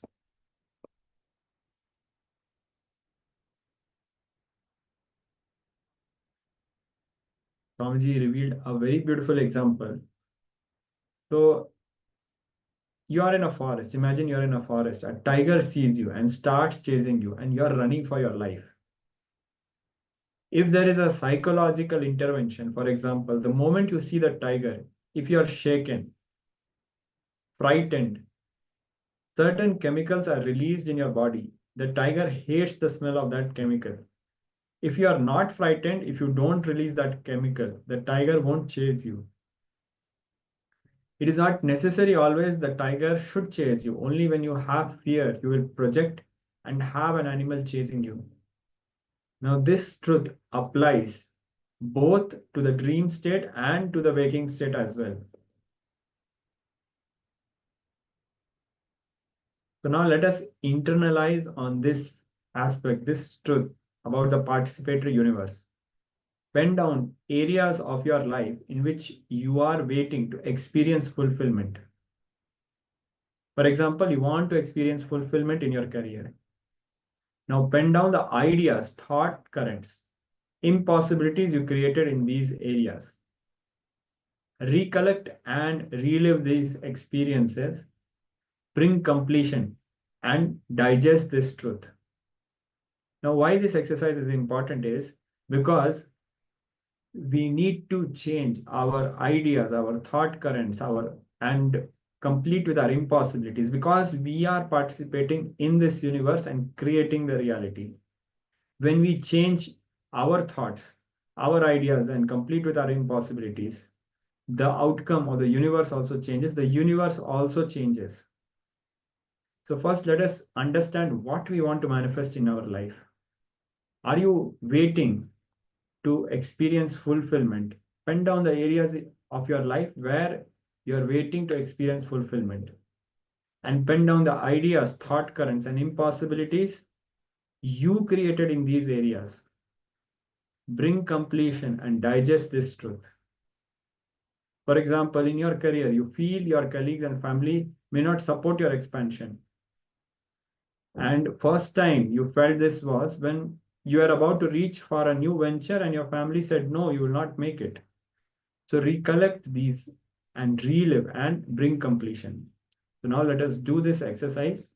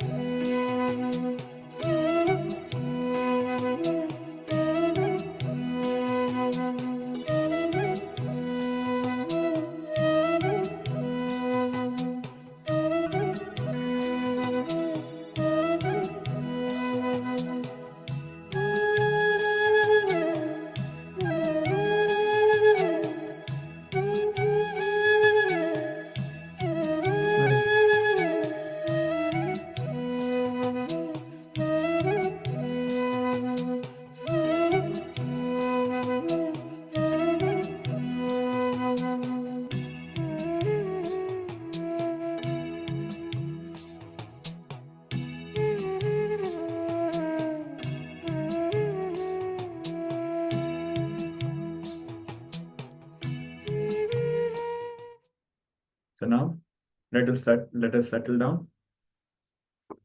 Now we understand that our participation impacts the universe, and with our participation we can change the universe. So we did this completion exercise to complete with all our negative thoughts, which are literally creating a participatory universe which is counter to how we want our reality to be. So now with this completion space, we'll be moving ahead with the next round of power manifestation. So today we'll be manifesting the amazing power of increasing the temperature or decreasing the temperature of our own body, or you can try it on another's body also, but please get the other person's consent before you try it on their body, because they may have some medical issues. So now we'll be entering into the power manifestation. Take a thermometer and first check your temperature and take picture of the result. This is before power manifestation, and we'll be doing the same process for verification after the power manifestation also, so that we can see the clear difference between before the power manifestation and after the power manifestation. So now we'll be beginning the preparation process. We request the participants to take a picture of the temperature of your body.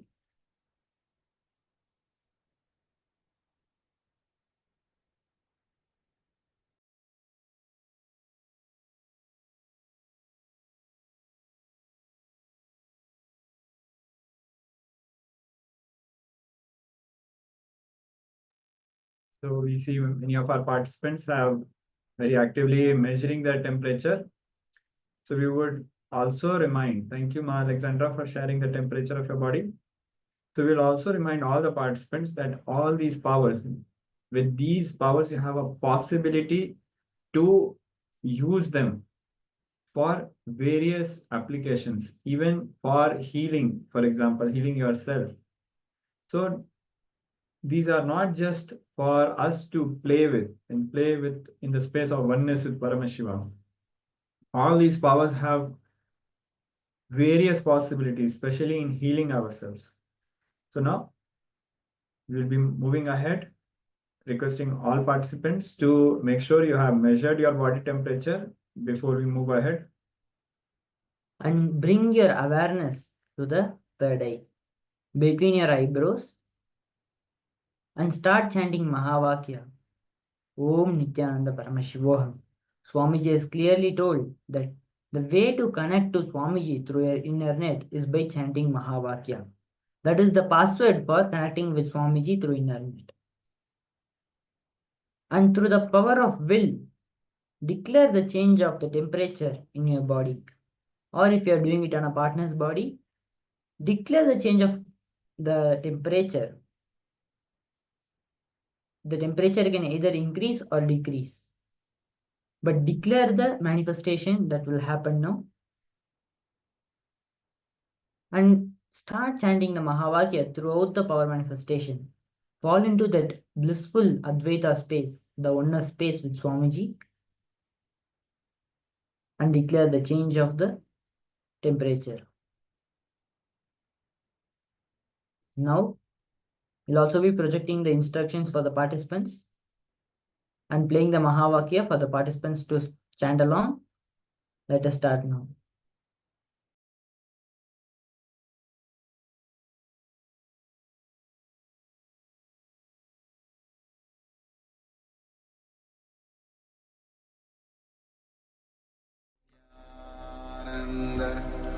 Paramashivoham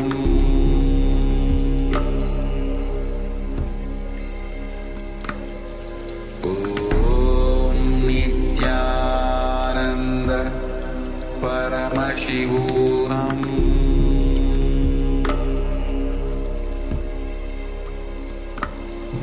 Om Nityananda Paramashivoham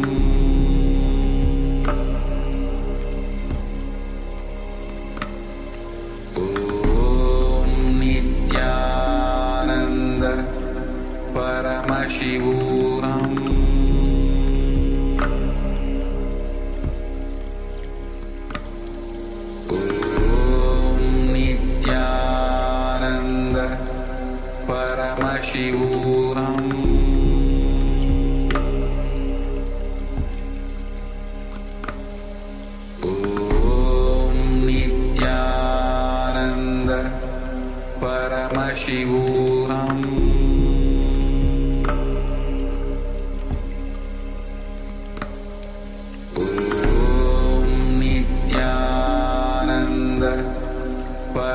Paramashivoham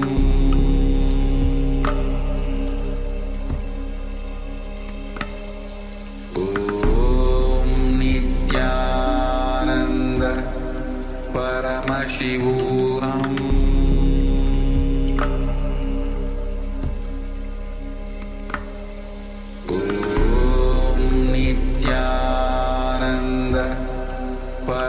Paramashivoham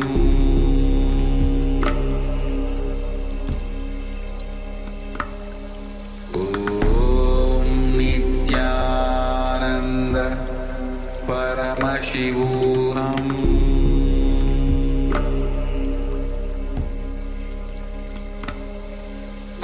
Om Nityananda Paramashivoham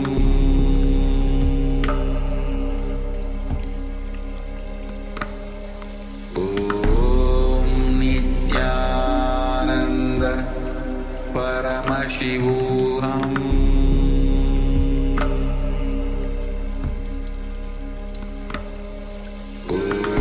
Om Nityananda Paramashivoham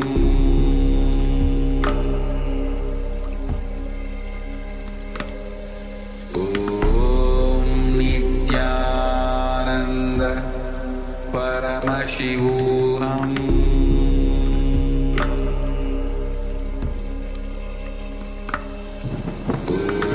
Om Nityananda Paramashivoham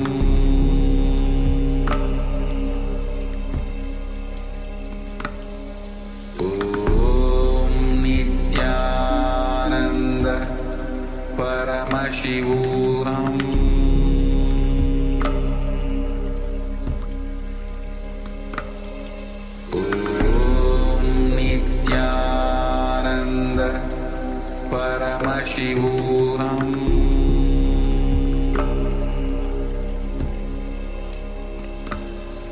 Om Nityananda Paramashivoham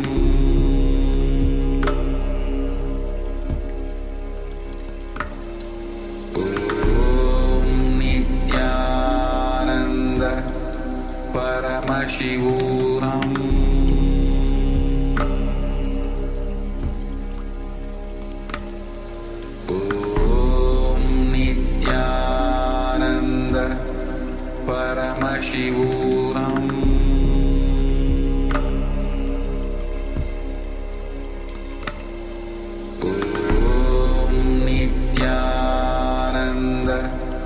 Paramashivoham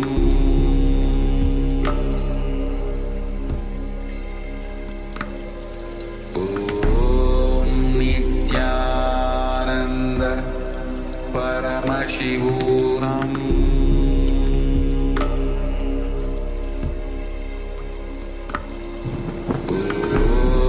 Nityananda Paramashivoham Paramashivoham Om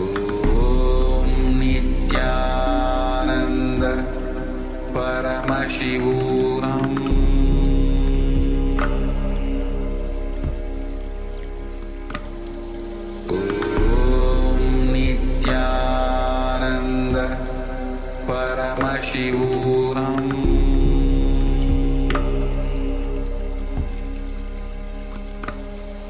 Om Nityananda Paramashivoham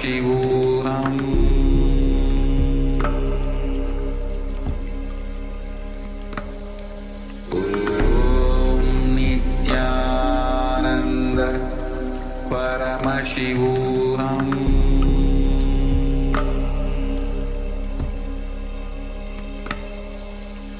Om Nityananda Paramashivoham